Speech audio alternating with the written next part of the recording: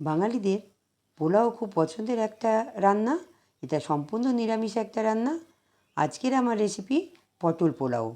পটল পোলাওর জন্য আমি 500 গ্রাম পটল নিয়ে নিয়েছি। পটলগুলো ধুয়ে নিচ্ছি। এবার একটা ছুরি দিয়ে উপরটা এইভাবে কেটে নিতে হবে, আর দুই মুখটা কেটে নিয়ে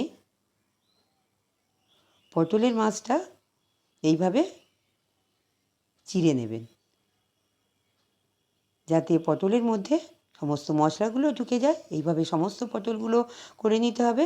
একটা আলাদা বাটিতে পটলগুলো তুলে নিয়ে তার মধ্যে 1 চামচ নুন, 1 চামচ হলুদ গুঁড়ো দিয়ে ভালো করে মিশিয়ে 5 মিনিটের জন্য রেখে দেব। গ্যাসের ওভেন অন করে একটা ননস্টিক কড়া বসিয়ে তাতে সাদা তেল দিয়ে দিচ্ছি। তেল গরম করে তাতে পটলগুলো ভাজার জন্য ছেড়ে দিলাম। পটলগুলো ভালো করে ভেজে নিতে হবে। পটল ভাজা হয়ে গেছে, অন্য একটি পাত্রে তুলে নিচ্ছি। ওই কড়াইতে 2 চামচ ঘি দিয়ে ফোড়ন হিসাবে দেব 2টো তেজপাতা, 2টো শুকনো লঙ্কা, 1 চামচ সাদা জিরে। ভালো করে নেড়ে চেড়ে নিতে হবে। এবার দেব খানিকটা কিশমিশ, খানিকটা ভাঙা কাজু। আবারও নেড়ে নিয়ে আগে থেকে বেছে পরিষ্কার করে রাখা 200 গ্রাম গোবিন্দভোগ চাল ওর মধ্যে দিয়ে দেব। চাল দিয়ে ভালো করে নেড়ে চেড়ে একটু পরিমাণ মতো লবণ আর হলুদ গুঁড়ো দিয়ে ভালো করে নেড়ে নিয়ে একটু গরম জল দিয়ে দেব।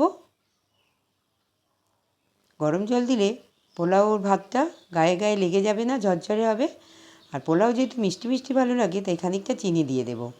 আপনারা চিনি বেশি বা কম দিতে পারেন। আর একটু আদা বাটা দিয়ে নেড়ে নিয়ে ঢাকনা দিয়ে দেব। এইভাবে 20 মিনিটের মতো রান্না করব। চাল যখন 80% সেদ্ধ হয়ে যাবে, তখন ভেজে রাখা পটলগুলোর মধ্যে দিয়ে দেব। আবারও নেড়ে নেব। উপর থেকে গুঁড়ো গরম মশলা ছড়িয়ে দেব। দিয়ে নেড়ে চেড়ে নিয়ে একটা ঢাকনা দিয়ে 5 মিনিটের জন্য রেস্টে রাখব। 5 মিনিট পরে ঢাকনা খুলে আবারও নেড়ে নিয়ে ওটা পরিবেশনের জন্য একটা আলাদা পাত্রে তুলে নিচ্ছি।